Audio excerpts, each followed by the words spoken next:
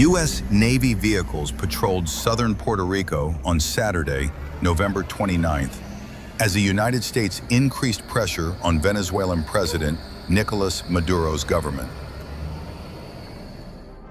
Earlier in the day, U.S. President Donald Trump said the airspace above and surrounding Venezuela should be considered closed in its entirety, but gave no further details.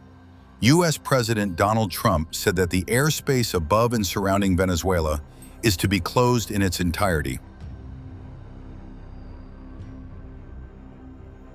In a statement Saturday afternoon, Venezuela's government condemned Trump's comments, describing them as a colonialist threat against the South American country's sovereignty and incompatible with international law.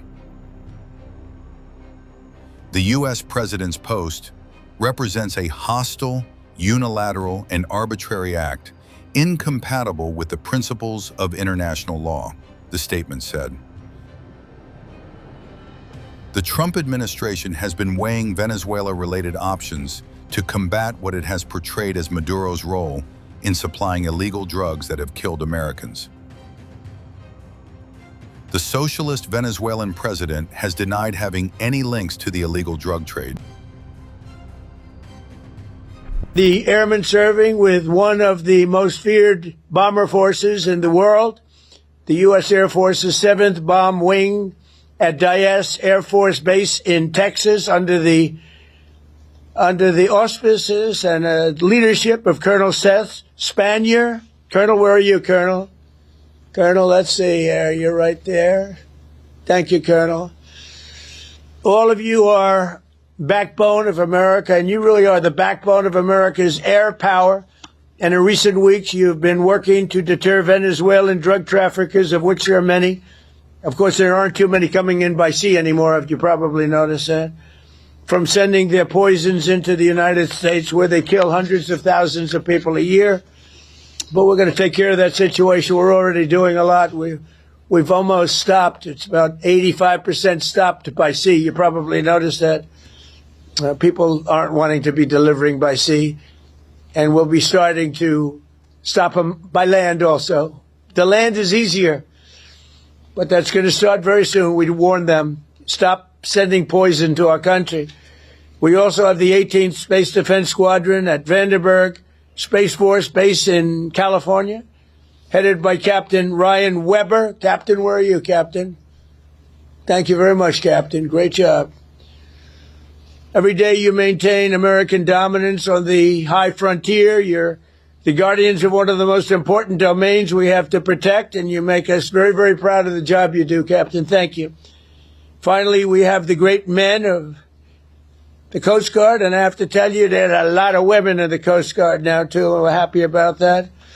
United States Coast Guard aboard the Coast Guard cutter Forrest Rednar with Lieutenant Commander Alexis Wild. Alexis, where are you? Hi, Alexis.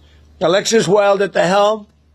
And I'm told that just last month, the Forrest Rednar intercepted a boat with lots and lots of illegal aliens off the coast of California. It was loaded, and then turned them over to the Customs and Border Patrol, and they did it so professionally. The people were very, very impressed with the job you did, Commander, so thank you very much. It was a great job.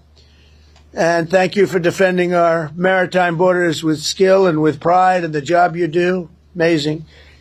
So I want to thank all of you again for your amazing service to our country. God bless our warriors. God bless our heroes from West Virginia National Guard. What a group. I love West Virginia. And I want to wish everybody a very happy Thanksgiving. We have a country that we can be very proud of. I was with the King of Saudi Arabia, and he said, you know, sir, last year you had a country that was a dead country. We thought it was dead. And now you have the hottest country anywhere in the world. And it's true. And we're going to be having close to $20 trillion invested. That's record setting by 10 times. Nobody's ever had anything like it. We're building plants. We're building factories, auto factories, AI plants, the whole thing with artificial intelligence. I don't know the word. I've never liked the word artificial. I don't know what artificials are. I think they ought to change the name. I've always said That's a lousy name to have, artificial anything, but it's a big business. And we're building more. We're leading China by a lot. We're leading everybody by a lot. We make the best military equipment in the world, and they're ordering it at numbers that nobody's ever seen before. But we're doing better than we've ever done before. We have the stock markets just hit, for the 48th time, an all-time high during the 9 months that I've been here, a little more than 9 months now.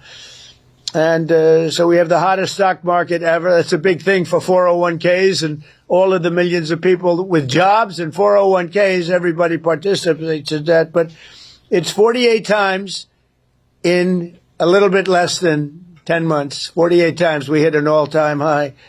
And I think we're going to continue, because when these factories that we're building from all over the world, they're coming because of tariffs. I think because of November 5th, the election result, but because of tariffs. And we're taking in hundreds of billions of dollars like we've never done before.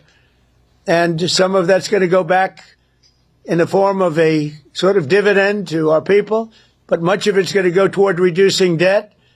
And what it really goes for, and even better than the money we're taking in, is the fact that nobody's attacking our companies and taking them out, stealing them like they've been for many years. Because if they do that, they have to pay a tariff as they make products and sell them into our country. So we made deals with Japan. We made deals with South Korea. We made deals with the European Union, where they pay us hundreds of billions of dollars. And they participate. They're now building plants. Honda is building plants, and they're all, every car company from all over the world virtually is building plants now in the United States because they don't want to pay the tariffs. So there's never been anything quite like it. It's been amazing. So we're taking in, think of it, hundreds of billions. Next year it'll be $1 trillion or more. But we're taking in all this money, at the same time protecting our country. And we're respected again. They actually respect us. And they made the deals. I mean, they respect us, but they pay us. As an example, Japan, $650 billion. South Korea, $350 billion. European Union, $950 billion. And they are building plants now in the United States because they don't want to pay tariffs. So this is one of the biggest things economically that's never happened. Nobody's ever seen anything like it. And over the next couple of years, I think we'll substantially be cutting, and maybe cutting out completely, but we'll be cutting income tax. Could be almost completely cutting it because the money we're taking in is going to be so large.